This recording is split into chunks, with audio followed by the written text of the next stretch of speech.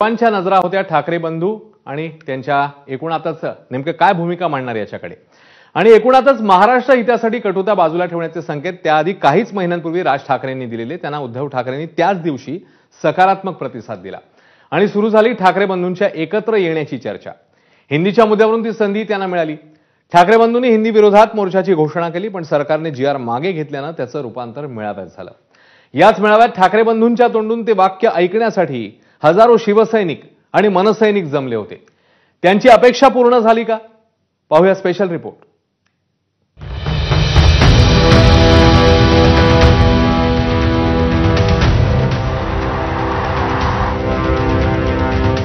एकत्र आलोय एकत्र राहण्यासाठी।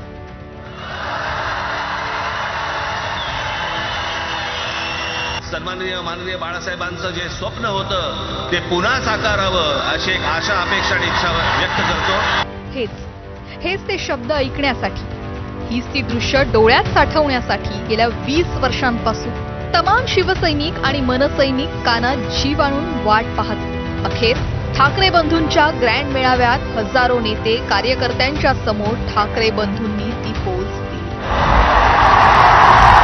आणि लोकांच्या मनात असलेलं ओठांवर देखील आणलं। पुढे पुढे काय काय गोष्टी घडतील, काय काय गोष्टी होतील कल्पना नाही, परंतु मला असं वाटतं की ही मराठीसाठीची एकजूट ही कायम राहावी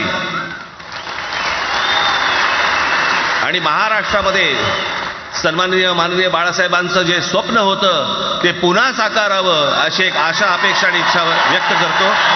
पण एक गोष्ट नक्की की आमच्या दोघांमध्ये जो काही अंतरपाठ होता तो आनाजी पंतांनी दूर केला।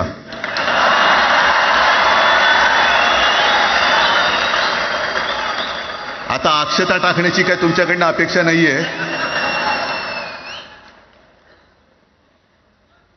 एकत्र आलोय एकत्र राहण्यासाठी।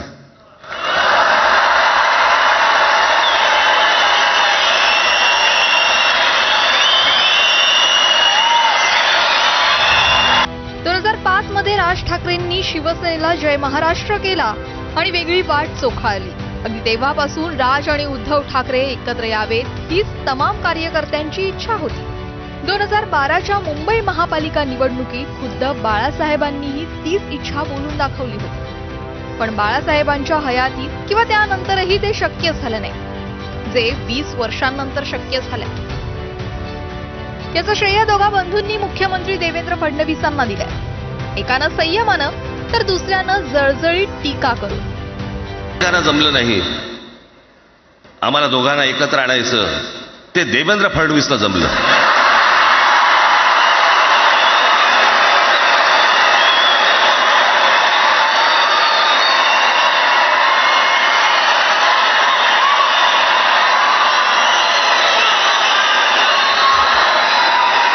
पण एक गोष्ट नक्की की आमच्या दोघांमध्ये जो काही अंतरपाठ होता तो आनाजी पंतांनी दूर केला।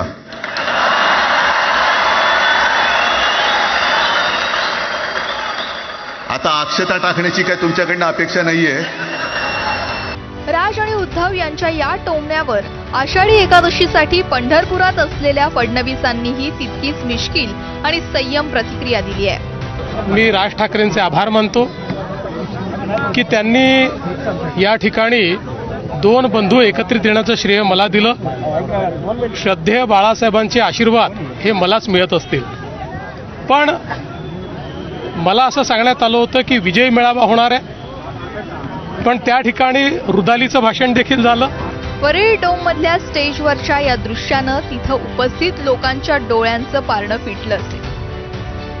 राजसाहेब बी चांगले मराठीच्या मुद्द्यावर चांगले बोलले आणि उद्धव साहेब देखील चांगले बोलले। दोघं एकत्र येण्याची भाषा केली त्यांनी। आता एकत्र 100% झालेत बोलले, फक्त औपचारिकता राहिलेली आहे। दोघांनी एंट्री बी भारी झाली, अमित ठाकरेंची बी झाली, आदित्य ठाकरेंची बी झाली। ज्यांची जळेल त्यांचीच जळेल। आनंद झाला, दोघ जण एकत्र आलेत ना, खूप आनंद झाला आणि ह्या भडव्यांचे नाकं तोडून टाकलीच पाहिजे। आता मराठी मनुष्य एकच आला पाहिजे। महाराष्ट्र जो आहे भूमिपुत्र मराठी भाषेचा आहे। ज्या मराठी भाषा त्यांनी इथं जे भूमिपुत्र आणि मराठी बांधव आहेत त्यांचा महाराष्ट्र आहे। ठाकरे बंधूंची युती आता प्रत्यक्षात साकारत असल्याचा विश्वास पक्षाच्या नेत्यांना वाटतोय.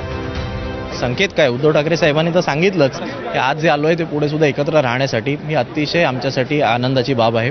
आज ज्या पद्धतीने एक विंगेतनं एका बाजूने राज ठाकरे साहेब आले, दुसऱ्या बाजूने उद्धव ठाकरे साहेब आले, दोघांनी हस्तांदोलन केलं.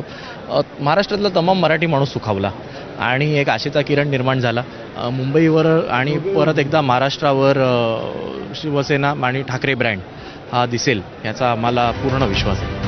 पण एकत्र राहणार असं सांगत उद्धव ठाकरे यांनी जितक्या स्पष्ट शब्दात मन मोकळं केलं तितक्या स्पष्टपणे राज ठाकरेंनी भविष्यातल्या युतीबाबत भाष्य केलं नाही. सत्ताधाऱ्यांनी यावरच बोट ठेवत उद्धव ठाकरेंना टोमणे मारल्या. दोघांनी म्हटलं पाहिजे होतं ना. मला राज ठाकरे साहेबांच्या भाषणात अशा प्रकारच्या वक्तव्याला दुजोरा देणारे एकही वाक्य दिसलं नाही. उलट पक्षी उद्धवजी ठाकरे साहेब अत्यंत अगतिक झाल्याचं मला त्या ठिकाणी दिसलं.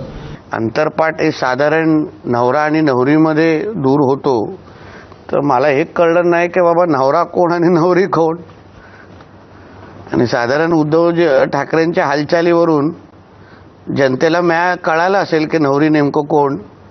कारण का अक्षता टाकू नका म्हणजे लग्नाची एकंदरीत दिलेली आहे. नवरा कोण नवरी कोण ह्याचंही उत्तर थोडं उद्धवजींनी दिले असतं. तसं आम्हाला माहिती आहे नवरी कोण. राजसाहेबांच्या भाषणामध्ये कुठेही आम्ही एकत्र येऊन निवडणूक लढणार आहे हे म्हटलेलं नसताना आम्ही आता एकत्र आहोत असं महाराष्ट्राला सांगण्याची काही गरज नाही. तुम्ही जर एकत्र आला कुटुंब म्हणून तर सगळ्यांनाच आनंद आहे. सत्ताधाऱ्यांचेच नेते सुधीर मुनगंटीवार यांचं ठाकरे बंधूंच्या एकत्र येण्याबाबत काय मत आहे तेही पाहूयात. दोघे एकत्र आले नाही, आमचा अभ्यास आम्ही थोडी कमी करणार आहोत. एखाद्या विद्यार्थ्यांनी वर्गामध्ये ऍडमिशन घेतली म्हणून जो मेरिटचा विद्यार्थी आहे त्याला चिंता करण्याची आवश्यकताच नाही. त्यांनी आपला अभ्यास करायचा असतो. तो अभ्यास भारतीय जनता पार्टी आणि आम्ही जी महायुती आहोत ते आम्ही निश्चितपणे करणार आहोत. कोणी कुठलंही कुटुंब, मग ते ठाकरे कुटुंब असेल किंवा पवार कुटुंब असेल, कुटुंब जर एकत्रित येत असतील तर आपल्या सगळ्यांच्या शुभेच्छाच आहे आणि आनंदच आहे ना सगळ्यांना. आता राजकीय विचार त्यांचे एकमेकाला किती जुळत आहेत त्याचा विचार करावा लागेल. आणि ती जी काही कारणं की ज्यामुळे राज ठाकरे बाळासाहेब असताना शिवसेनेतून बाहेर पडले त्या कारणांचं काय झालं, त्या कारणांचं जे आहे शहानिशा झाला का, त्याच्यामध्ये काही चर्चा झाली का, याच्याबद्दल आपल्याला काही माहिती नाही. उद्धव ठाकरेंनी हजारो जनसमुदायासमोर एकत्र राहण्याची ग्वाही दिली आहे. महापालिका निवडणुकीत वज्रमूठ उगारत ठाकरे बंधू समोरच्यांना गारद करणार की मग भाजप आणखी वेगळे पत्ते टाकणार हे पाहायचंय.